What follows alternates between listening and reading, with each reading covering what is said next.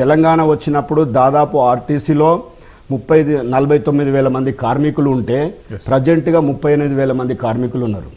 అప్పుడు దాదాపు 38 లక్షల కిలోమీటర్లు ఎవ్రీ డే ఆపరేట్ చేస్తున్నాం. ప్రజెంట్ అంతమంది వర్కర్లు రిటైర్మెంట్ అయిన తర్వాత కూడా ఇదే 38,000 వర్కర్లతో అదే 36 లక్షల కిలోమీటర్లు తిప్పుతున్నాం కదా. అంటే వర్కర్లపై అల్టిమేట్గా మీరు భారం వేస్తున్నారు. కిలోమీటర్స్ పెంచినారు, వర్కింగ్ అవర్స్ పెంచినారు, ఎక్కడ మౌలిక సదుపాయాలు అనేటివి మీరు పెట్టడం లేదు. నైట్ హాల్స్ అని సర్వీసులు పెడుతున్నారు ఎక్కడ పడితే అక్కడ మీ ఇష్టం అన్నట్టు. కానీ అక్కడ కమ్సే వాష్రూమ్స్ లేవు, వాష్రూమ్స్ లేవు. వాళ్ళు బస్సులో నిద్రపోవాలి, వర్షానికి వాలానికి తరిసి వాళ్ళు. ఇప్పుడు ఫర్ ఎగ్జాంపుల్ జయరూట ప్రాంతం ఉంది. జయరూట టెంపుల్ ఏరియాలో దాదాపు నైట్ హాల్ట్గా ఒక 50 సర్వీసులు ఉంటాయి, డిస్ట్రిక్ట్ సర్వీసులు, సిటీ సర్వీసులు కలిపి. అక్కడ ఎక్కడ కూడా టాయిలెట్స్ లేవు. వాళ్ళు బస్సులోనే నిద్రపోతుంటారు. వాళ్ళకి సెక్యూరిటీ ఎక్కడ ఉంది, వాళ్ళ డబ్బుకు సెక్యూరిటీ ఎక్కడ ఉంది.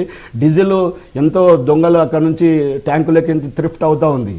ఇలాంటి ఇన్సెక్యూరిటీ ఫీలింగ్ వల్ల కార్మికులు కొంత ఆలోచన ఉంది. దానికి తోడు ఇంకోటి జరుగుతూ ఉంది ఏంటంటే, డిపో స్థాయి అధికారులు మహాలక్ష్మి స్కీమ్ వచ్చిన తర్వాత టికెట్ ఫేర్ డబ్బులు ఎందుకు రావట్లేదు, రోజువారీ డిపోలో అడుగుపెట్టిందంటే సర్వీసు డాక్యుమెంట్ ఎస్ఆర్ తీసుకొని నువ్వు ఎంత డబ్బులు తెచ్చినావు ఎందుకు తెలియదు, ఈ డ్యూటీ చేయకపోతే నువ్వు వదిలేసి ఇంటికి వెళ్ళిపో అంటే మీరు ఉచిత ప్రయాణానికి ఆస్కారం ఇచ్చినారు, డబ్బులు తేవడానికి ఒత్తిడి ఎట్లా చేస్తున్నారు, ఏ కారణం చేత చేస్తున్నారు?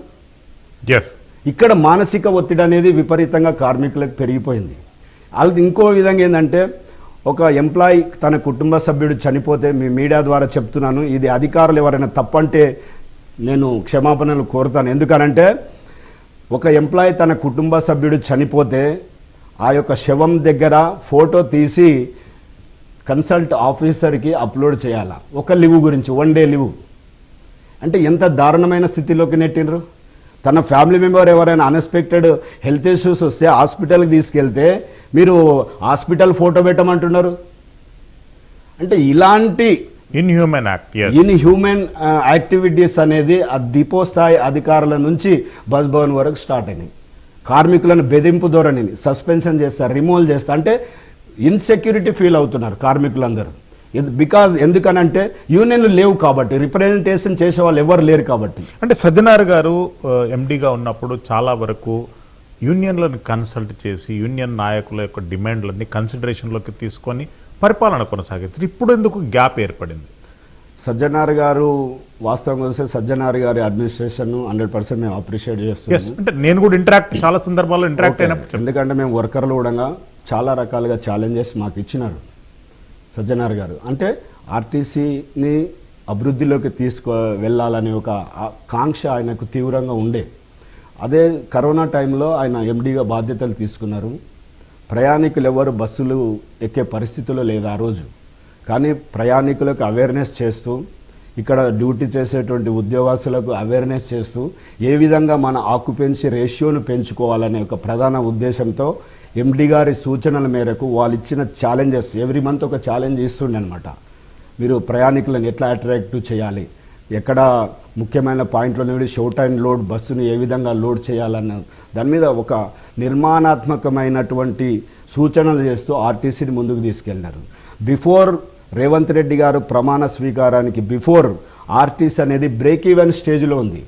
బ్రేక్ ఈవెన్స్ అంటే లాభ లక్ష్యాలతో ఆర్టీసీ తనంత తానుగా ఆర్థిక స్తోమతతో ముందుకు వెళ్తున్న సందర్భంలో మహాలక్ష్మి స్కీమ్ అనేది రావడం జరిగింది. మహాలక్ష్మి స్కీమ్ వచ్చిన తర్వాతనే ఆర్టీసీకి సమస్యలు మొదలవ్వడం ప్రారంభమైంది. ఎందుకనంటే మోటార్ వెహికల్ యాక్ట్ ప్రకారంగా ఒక బస్సులో 45 నుంచి 50 మంది ప్రయాణం చేయాలి వాస్తవంగా చూస్తే. ఇప్పుడు ఏమవుతా ఉంది, బస్సులు ఓవర్లోడ్తో వెళ్తున్నాయి. వెనక ముందు డబుల్ ఆక్యుపెన్సీ దాదాపు 100 పైన ప్రయాణికులు కిక్కేసిన జనాలతో వెళ్తున్నారు. అక్కడ జనాలకి భద్రత లేదు. ఇక్కడ డ్యూటీ చేసే కండక్టర్ డ్రైవర్లకు దానివల్ల ఇన్సిడెంట్లు అవుతా ఉన్నాయి. అల్టిమేట్గా ఏమైందంటే అదే కండక్టర్ డ్రైవర్